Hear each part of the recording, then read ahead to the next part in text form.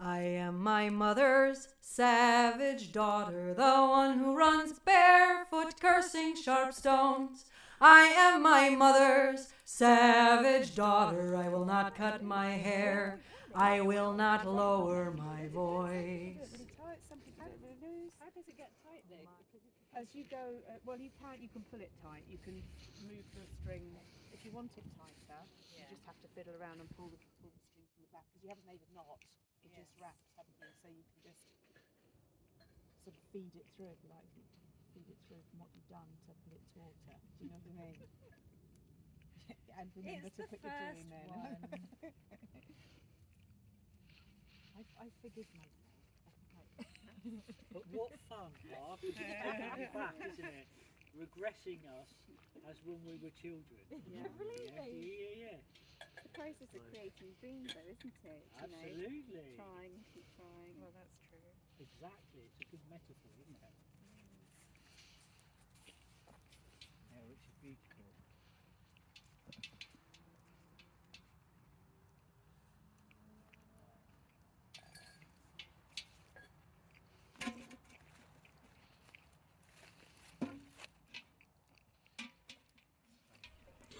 Hey, beautiful people, it's so lovely to be able to sit down and share a moment or two with you.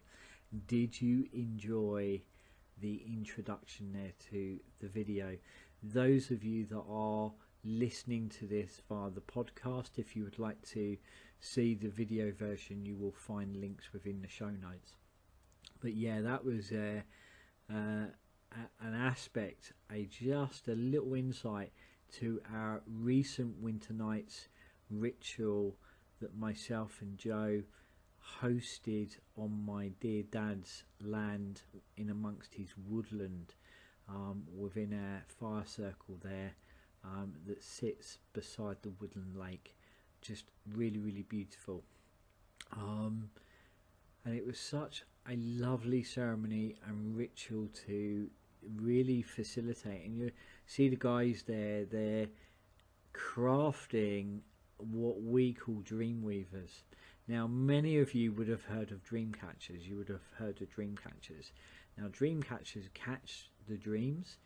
For us, we craft dream weavers, and within a dream weaver you are weaving your dreams. So a really beautiful approach, something that has kind of taken hold over the last couple winters. And then there was this kind of idea that, you know, weave the dreams into being.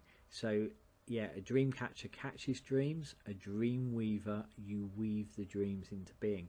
And that's something that I really kind of feel that over the winter time, as we move more inward, as we move into those almost feminine qualities of winter time, where we go in, we're able to kind of then let go and compost all of what no longer serves us, and then the seeds of what we are bringing into being can kind of take hold and sit there in the darkness, and come springtime they germinate.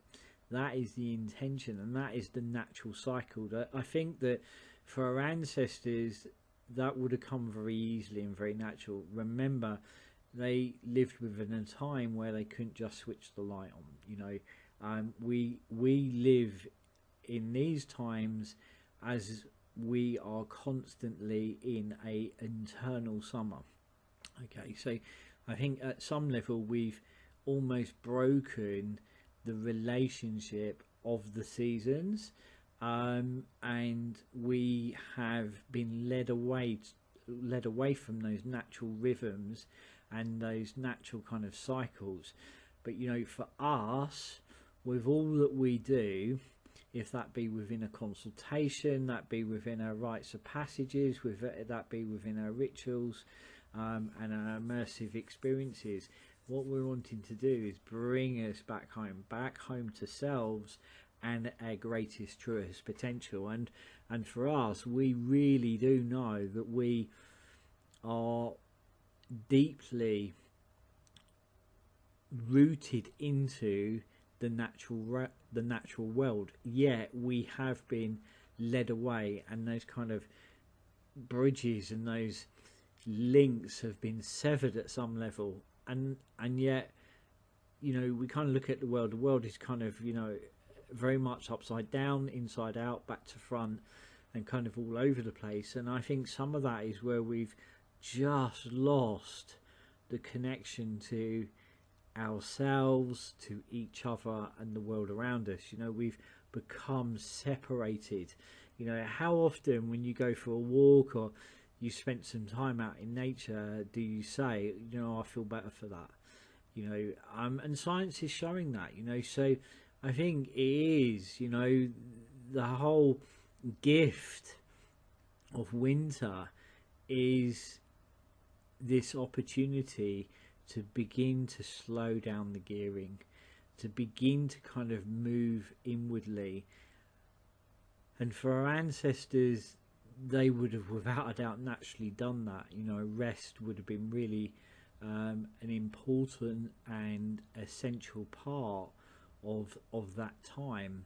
You know, after a really busy year of farming, hunting, building, foraging, and all the preparation that they would have gone into to be able to carry them over the winter months.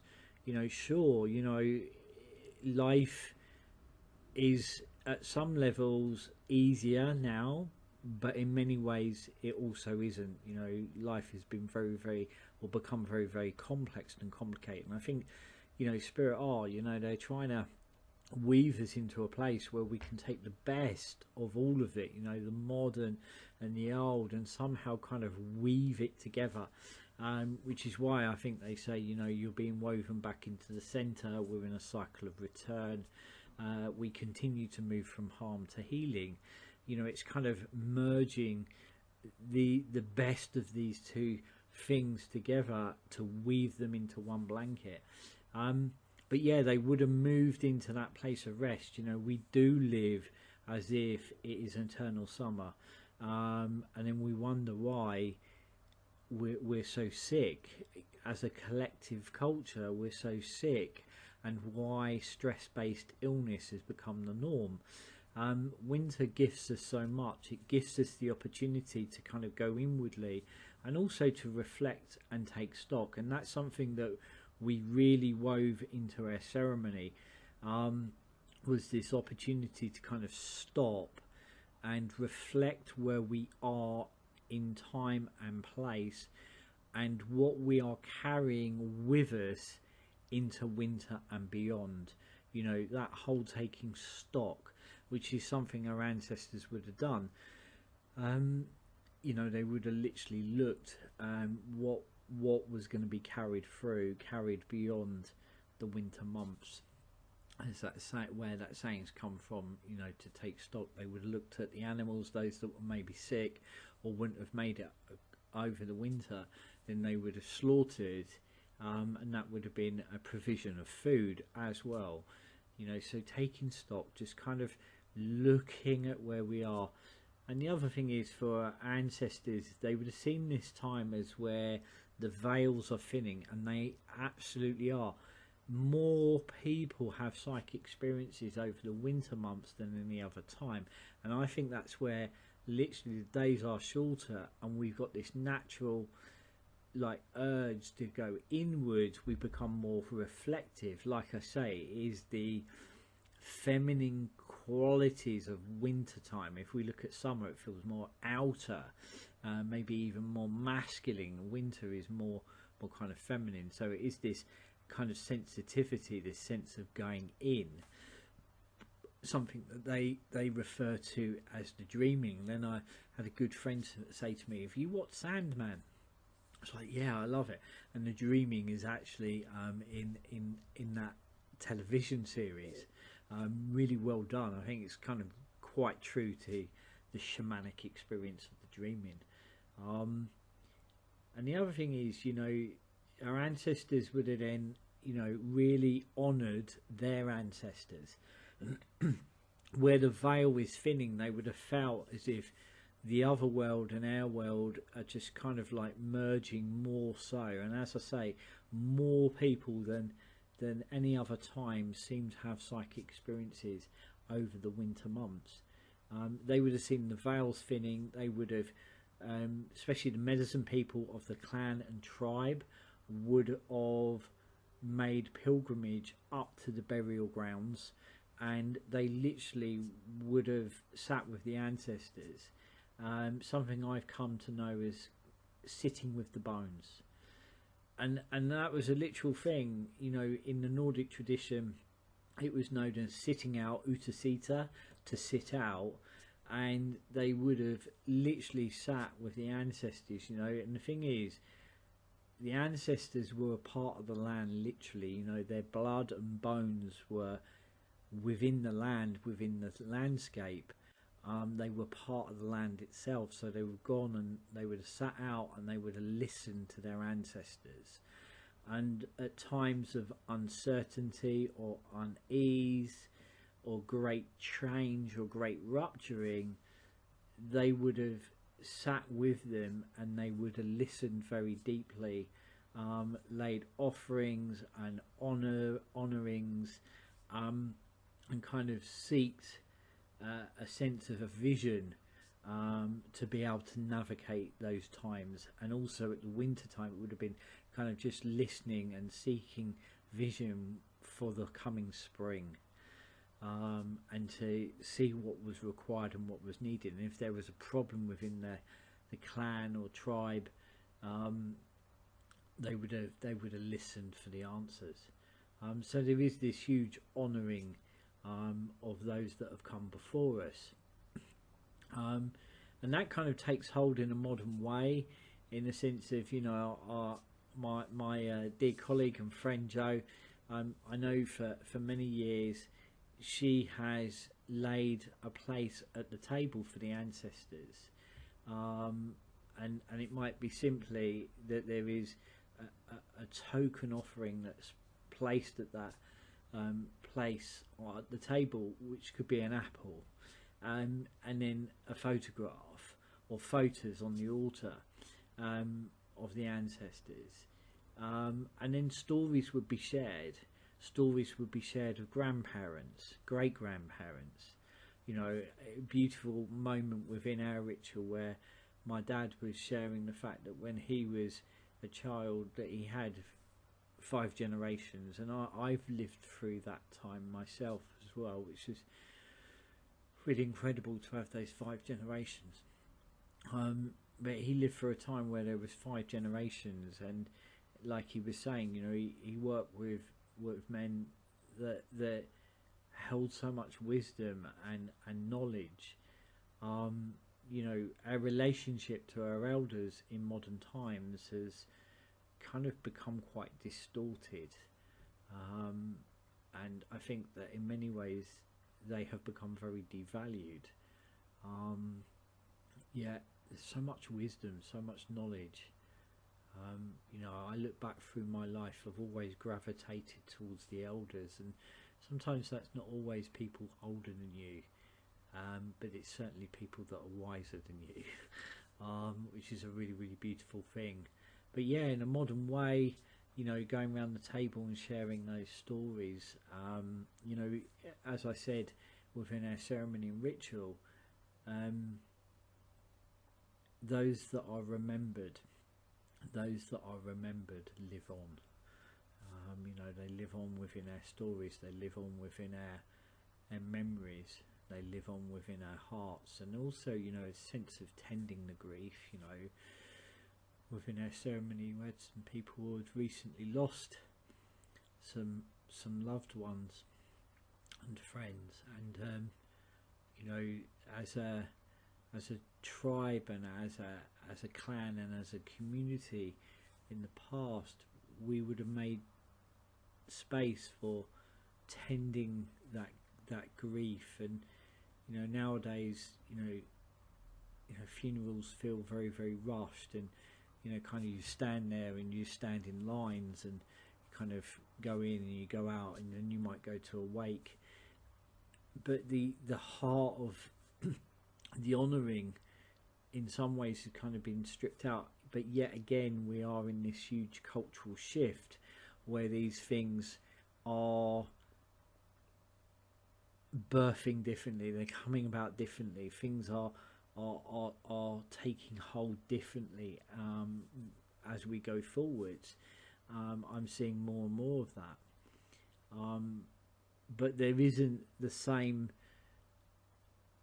caretaking and tending to that grief, you know, going back you know, around even, you know, stories I've heard, you know, the 1950s is, you know, a funeral, there would be professional wailers that were brought into the funeral, and they would start wailing. But what that done was trigger the collective response to grief, and just kind of open that up. You know, we have lost our way. We've forgotten how to grieve.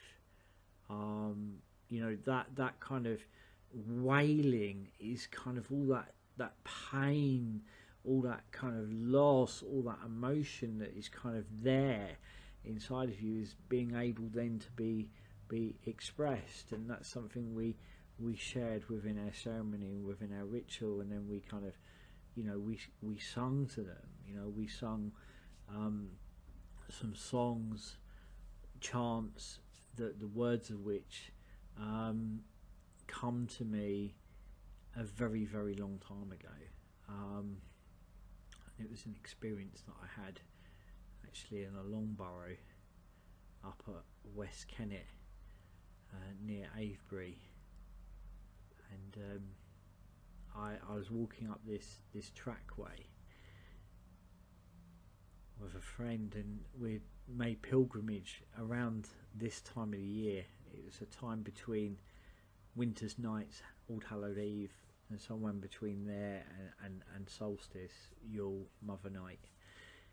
And it was twilight, and we're walking up this trackway, and I felt that as if we had been followed up this trackway, and it's just a hedgeway either side, so you've got this like hollow, something about hollows being liminal spaces again, and we're kind of walking up this trackway, and there's this feeling of being followed.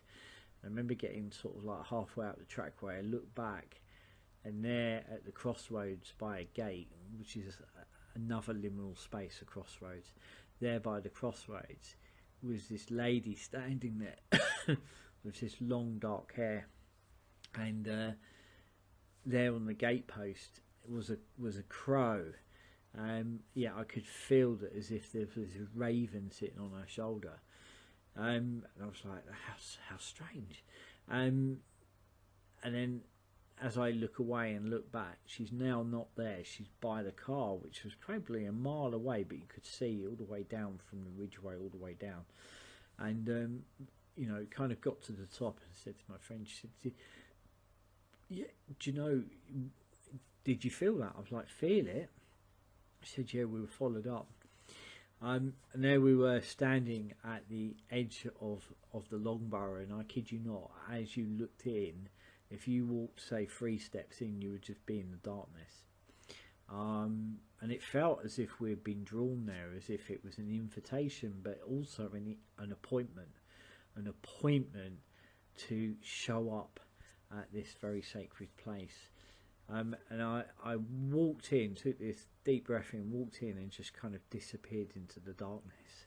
But as I looked back, I could see my friends standing there at the entrance, but as they looked in, they couldn't see me. And I kind of walked all the way down to the bottom chamber, which was a rite of passage there in the darkness.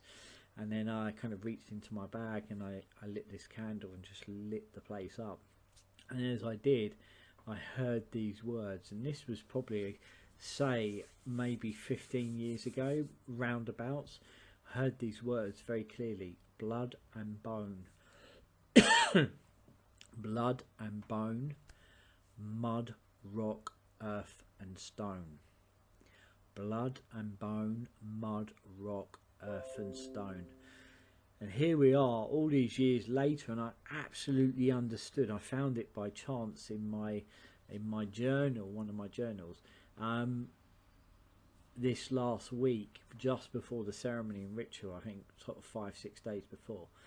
And I thought, I know exactly what that means now, you know, sitting with the bones, yeah, and the fact that our ancestors are part of the land. Well, there I was in the long burrow, and I could feel this presence of the woman with the long dark hair, and you know, looking at those words, you know, blood and bone into the land, you know, the ancestors becoming a part of the land themselves, then calls mud, rock, earth and stone, meaning they are absolutely a part of the landscape. So we were able to drum that chant and carry those prayers off to the ancestors, those that have come before us, and also honouring those that are yet to come. And then we were able to perform a tie cutting ritual as well, which was a very simple ritual of taking some yarn, tying a knot in it, doing a tie cutting, dropping it into the fire, along the lines of magic mend, fire burn, out with the old, in with the new, out with the false, in with the true. Really beautiful but very simple ceremony and ritual. And then we were able to drum that up and sing that up as well. And then we crafted our dream weavers with a huge hearty pumpkin soup that went into the cauldron. You saw the cauldron, Dad carrying the cauldron there, cauldron onto the fire, which was really beautiful. Now, I've had a few people ask me about the drum because they knew over the summer that I'd taken this incredible experience of crafting, growing, birthing my very own drum from raw materials with the most incredible teacher, elder, medicine sister, Dory Joy. Let me show you the drum, and the next video that I will weave out will be some point December before winter solstice, and I'm going to share with you a beautiful story. But let me show you the drum.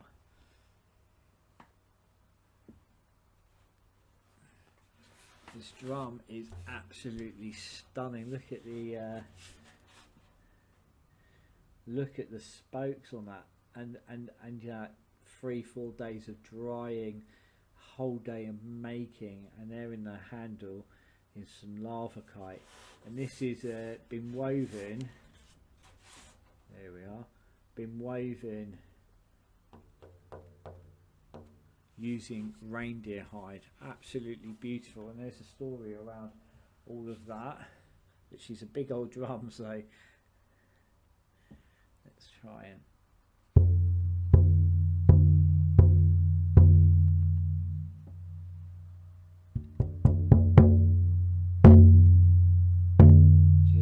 stunning. This is beautiful. And the lava kite has come from a field in I can hear the echo of the drum there, a field in Sweden, and it lava kite accesses past life wisdom. And I've always said, when people say to me, you know, when did you learn to do what you do? And I'm like, I could hear Spirit at the time laugh and say, learn. It's not something that I feel that you can learn in a lifetime. I think that it's lifetimes of working that way that takes hold in you. You know, I think it's a ridiculous notion to think that what I do at the level I do, that I've just learnt it in this lifetime. It's lifetimes. And yeah, you know, that drum feels as if I've held a drum in the past.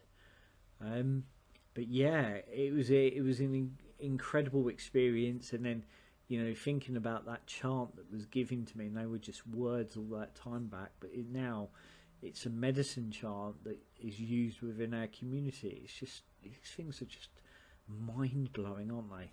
And there's the beater for the drum, just absolutely stunning. beautiful. But as I say, come winter solstice, I will be sharing another beautiful story around the drum and its message, and the path that opened up from that experience, because there's always an unfolding, and there's always an unlocking. We're constantly birthing more of ourselves when we find the heart and courage to do so. Now, what I'm going to leave you with is the last clip from the ritual, where I'm sharing with the guys medicine plant that we work with over the winter time that really kind of aids rest and digest. I'm talking about mugwort, something that I call dreamweaver, and also I give you insights to how you can work with the winter, how you can work with that rest and digest, and a few thoughts around that. So I'm going to leave that with you. I'm feeling the real call that as we've dropped through winter nights and we're on that Samhain tide, that All Hallowed Eve tide. You know, for me it's not just a day, it's a tide. I'm feeling that kind of real sense of going more inwards. So moving forward, I'm just going to drop a video around the next turn of the wheel, which will be towards winter solstice, and same with the podcasts over the winter months, just as the wheel turns. And that may be the way we move forward throughout the year, but certainly for now it feels absolutely right as we move into that more gentler rhythm, and honouring that, and giving us all the opportunity just to kind of, you know, listen to that and to be a little bit more. But now I'm going to leave you with the last part, and enjoy, and above all else, keep shining. Okay, so yeah, this is what we call Dreamweaver. It is a mugwort teacher. It was harvested during the summer. Then at Lowfest, which is first harvest, I infused it into the alcohol, because the alcohol breaks down the plant and it extracts it. So it extracts all that goodness, and the potency of the plant is kind of magnified, or you kind of break it down to quite a pure level. And then it sat during that time just literally in a dark place. And the mugwort, of course, it being called Dreamweaver, it enhances the sleep and the dreams. But one way that we work with it is, if you think that many of us, we're kind of like, you know, we rush around a million miles an hour, especially in modern life. And as I was saying, someone the other day, you know, kind of busyness has become a sickness, right? So when we first go off to sleep, what we are doing is processing the day, okay? And I think over time that has taken longer and longer for people, which is why people will often say that they feel like that they've had a really busy sleep, or they say, you know, I don't feel that I have a restful sleep, right? I actually wake up more tired than when I went to bed. You know, we hear all those things all of the time, and what that is because we are not giving ourselves enough time to process our day. One way that I was taught from Spirit, my beautiful guides, is that when we sit down in the evening, is one way to work with that, is absolutely really place the intention of rest and digest, because that's what we need to do. We need to rest, digest and integrate, and one way we can do that is working with our core. So working with our core, literally just allowing that integration to take place, and you can just rest your hands above your core center and breathe for about 4 or 5 minutes into that place, and then place your hands there. And what that does is helps us integrate the day. It helps us to process the day before we go to sleep. Well, funny, because we call this is the soul seed here. That place in here, the core is the seed of your soul, and so what I do personally and what I was taught in with the shamans was to, when I want to connect with soul, is to consciously put my thoughts, my energy here to that space, and and to just hold it and know that this is your soul seed, the seed of your soul. And that absolutely makes sense, because it's like just kind of connecting to that deeper place within you, so that when you go off to sleep, a lot of that integration or digestion is already done, or it's taking hold, so that when you do go off to sleep, you then dream, you then sleep. So, you know, what I encourage people to do is like 9 drops of this in a herbal tea, and then give it a stir clockwise, just weaving in that intention, it being a dream weaver, and then just take that. Guess what I'm doing tonight? There you go. Yeah, just gently take that, and then 40 minutes before bedtime, and then you kind of, if you do that rest and digest, is you are allowing that process to happen before you go to sleep, because the first layer of sleep is integration and processing. The second layer is their dreams, and you will find that you wake up normally between one cycle and the other, but if you're really kind of going through a difficult time, or you're really rushed, is you'll find that it's very hard then to get off to sleep into the second sleep cycle, whereas those techniques begin to bring that into a place of wholeness. So there you are. Beautiful. And that's perfect timing, because it's telling me my storage is low. That was lovely, Shane. Thank you. Cool. Teachings from the land. Yeah, absolutely. Mugwort is a And go-to. just move over to Joe before we run out of storage complete. Oh my God, what a beautiful picture.